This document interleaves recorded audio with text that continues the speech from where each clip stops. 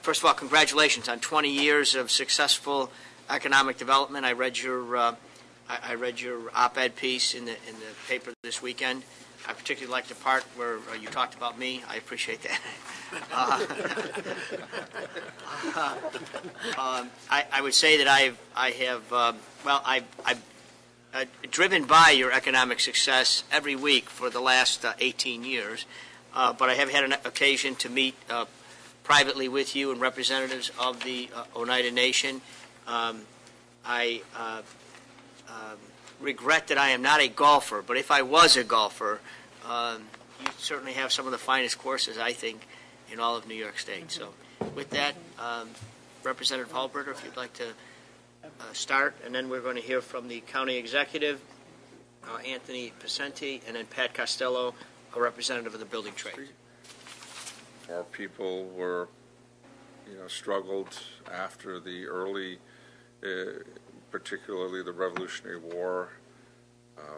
One of the oldest treaties that are still valid with the United States, the Treaty of Canandaigua, 1794, our relationships between the state and our people in this federal government has been ongoing, of course, all those many years.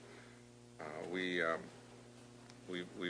struggled at times, as many of our nations have, and you hear some of those issues. But in the 70s, we had a fire.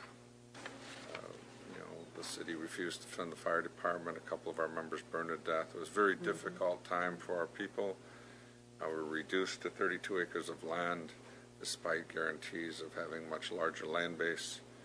This is an uncommon story. This is probably more the norm than not. However, we're delighted to hear that there's an opportunity for a different dialogue. The dialogue of focusing on working together rather than being at odds. It's very significant, and it's also noteworthy that this is something that you've brought up before, and that you're keeping your word by having these ongoing meetings, Senator, to have these discussions with Indian nations. Around the world, we see people that struggle. We see conflicts. And we're in America. We go around the world and we speak about using our power and our ability and our influence to help other regions of the world find different ways of dealing with their issues and their problems. And it only makes all the sense in the world that we discuss and talk about that at home as well. That we think about how we can be an example, can do things differently. We have found ways to just have a different discussion locally. We, together with county leadership and that is represented here and some other leaders here, we are working on a different model. We're developing a different model. We've created a model that I think the state, in fact, could emulate. Someone once said, representing people isn't about just representing your side. It's about bringing people together. And I thank you and congratulate you for doing so today. It's really fitting, probably, that Representative Hallberger talked about the 20-year compact that you brought up at the beginning, too, because I think it's important for those who don't know about, and I do as a lifelong resident of Oneida County. I've only been county executive, well, since 2007, but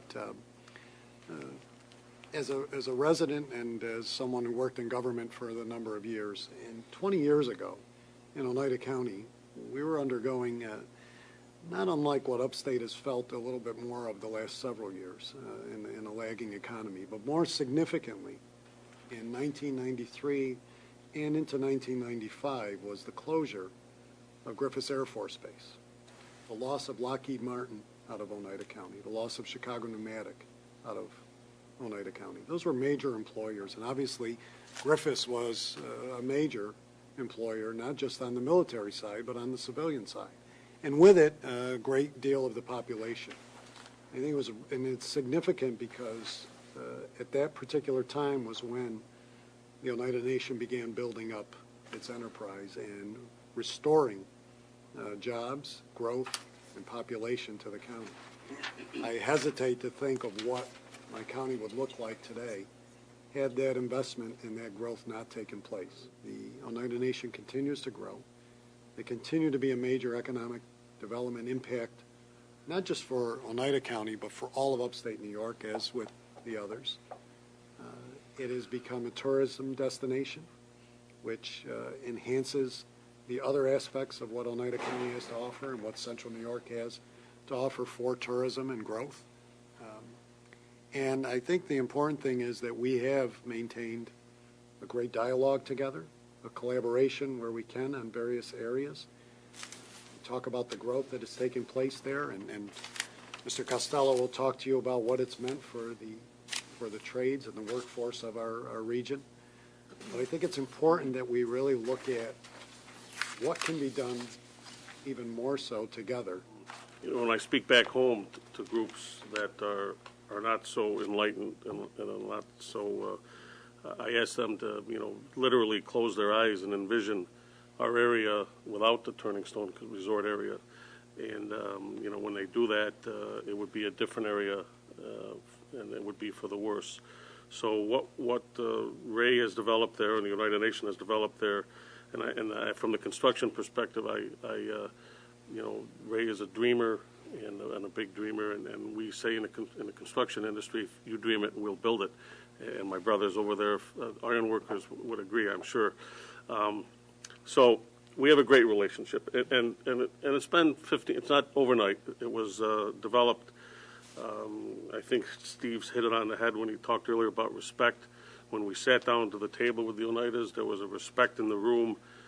You know, nobody lied. We didn't do it in the newspapers or on the TV stations. We did it, you know, man to man, and we never took our sight off the ball, which was the area, and our members and the Oneida members, and what we've got 20 years, what we're going to celebrate tomorrow at the Nation, is something that every one of my building trades members takes pride in. The Oneidas, from day one, in my perspective, had a concern about economic development is not only the permanent jobs, which are important, and approaching 5,000, as the county executive said, imagine without those jobs.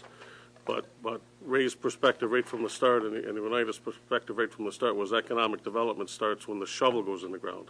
You know, not so much the ribbon cutting ceremony. So in that realm, he reached out. We talked together about the true economic development bang for your dollar is the local construction workforce on the site day one.